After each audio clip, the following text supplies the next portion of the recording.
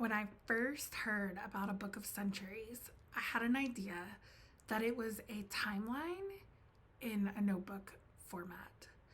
And while in a way this is so, in many other ways it's not so. And today I'm going to take some time and talk with you about the Charlotte Mason idea of a book of centuries, how we do it, why we do it, and hopefully you will leave after watching this video feeling more able to start these with your children when it's time.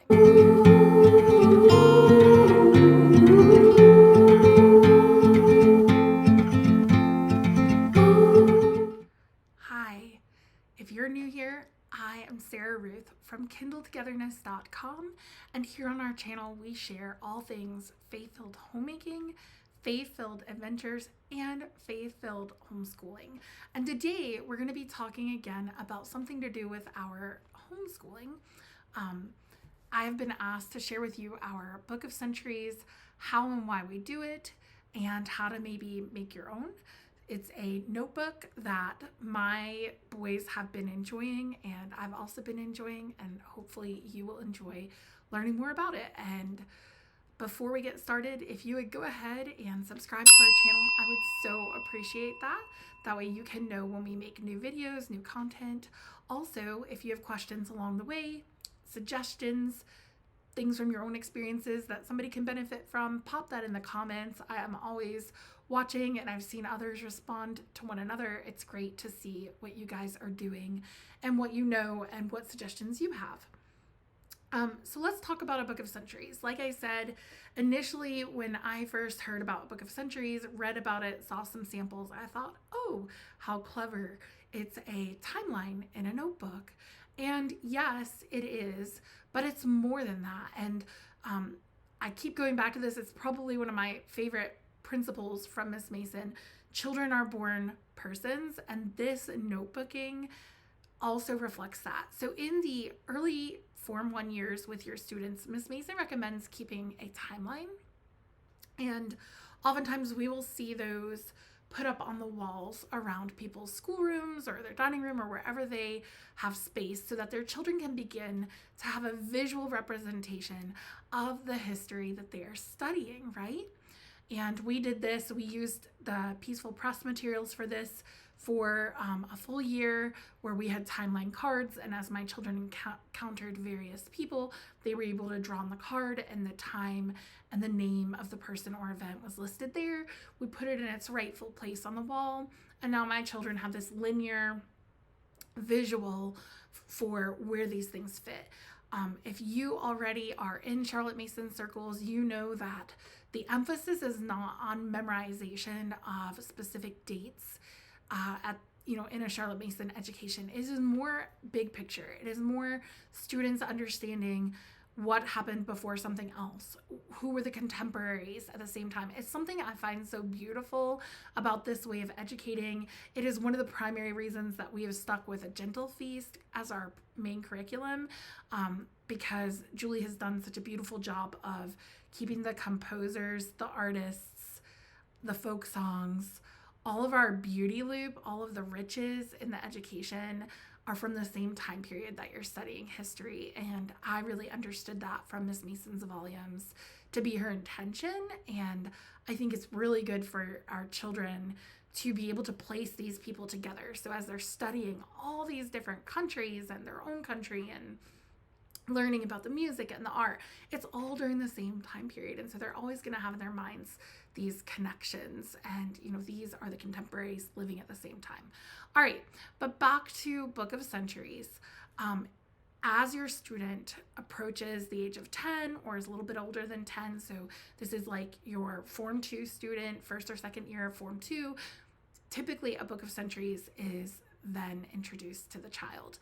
And from my understanding is that in the PNEU schools, students took these to museums and experiences they had when they were interacting with historic artifacts and pieces of history. So they would take their notebook with them to the museum and their pencil, and they would add things to their book of centuries that interested them. And that's why I was saying that this has to do with children being born persons, because it was not dictated by the teacher. No one came to the child and was like, this goes in your book of centuries today. Instead, it was something that they understood was theirs, kind of a journal of sorts, to record those things that stood out to them. Now, I do get the impression it was expected that they would record in their book of centuries. So it's not like, they could just check out and never put anything in it. It's simply that it was their choice what they put inside of their book of centuries. And here's a quote from a PNEU article about books of centuries. It says, "It is a great thing to possess a pageant of history in the background of one's thoughts. We may not be able to recall this or that circumstance, but the imagination is warmed. We know that there is a great deal to be said on both sides of every question and are saved from crudities in opinion and rashness in action. The present becomes enriched for us with the wealth of all that has gone before." And so that's kind of the premise of what's happening. We're warming the imagination. We are helping our children build these connections with this history that they are learning and studying. And so I'm going to go ahead and share with you a book that I think could be very helpful in notebooking in a Charlotte Mason manner, understanding the history of notebooking. This is the living page. Inside this book, it talks about various notebooks that are kept, and one of them is the Book of Centuries. There's some visuals, there's some quotes, there's some explanations. So this would be a great book for you to grab if you're looking to learn more than just what you can get from my YouTube video. I always suggest that mothers are consistently reading and educating themselves. This is what I do. My knowledge has come from this. It doesn't just come from me watching videos online, but instead I like to read from original sources. So I'm going to show you, I did actually introduce a Book of Centuries to my 8-year-old when he was still in Form 1. And the reason is he loves to draw. And I knew it would just be a cool way for him to connect with our learning. I did not push it. I just showed it to him and I allowed him to embrace it. But you can see, now this is not necessarily the proper format for a Book of Centuries, because typically you would line your pages with the years within a century. But I'm going to go ahead and show you. I just made this myself. Leah Bowden, she's known as Modern Miss Mason, and I watched her create her suggestions on creating your own Book of Centuries. And so I used her suggestions. I bought a moleskin lined notebook of good quality. I washi taped the edges, they wouldn't get frayed and whatnot, and then I put my centuries at the top of each page. However, because my son was so young, I wasn't going to be as focused on the 5-year increments that are supposed to be in here. Instead, I just wanted him to begin to record what was important to him and get it in his book. So he chose during the 17th century to have Galileo from Italy. This is his drawing with a little telescope. There were times that I was writing for him because he was so young, but this was all his own thinking and understanding. So as you can see, these are my son's own personal reflections and thoughts about what should be in here. I did not dictate to him who he should add, but as we were reading our history or as we were introducing composers, I would say to him, get out your Book of Centuries. Is there something from this week's readings you want to add? Or is there something interesting that we learned today that you'd like to add? And I will say that as my son got a little bit older, and really he is just now the age that you would typically introduce a Book of Centuries, as he got older, I did put it on his list of things that needed to happen each week. So I did require him to put an entry in, but I did not tell him what it had to be. So it was entirely up to him which things stood out to him. We have King George in 1738. We have the Declaration of Independence. I mean, I'm not mad about these choices. These are good choices. We had the first president of the United States. I really appreciated he added in Tisquantum or Squanto at one point. We have, who is this? William Shakespeare. So it can be in any part of their learning. You know, you could take this to a museum, but I want to go ahead and show you how I'm setting up a new one.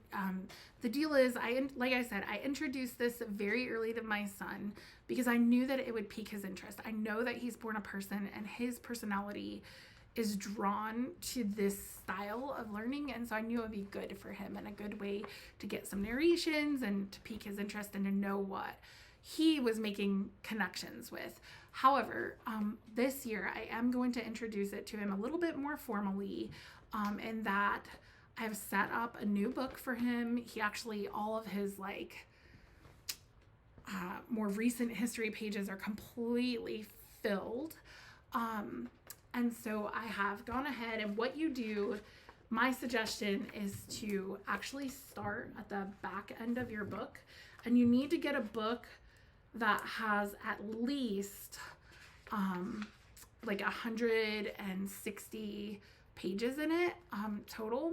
So I just order these off Amazon, and essentially I start at the back end of the book in modern history. So here you can see I just leave a few pages. I counted, but I start here.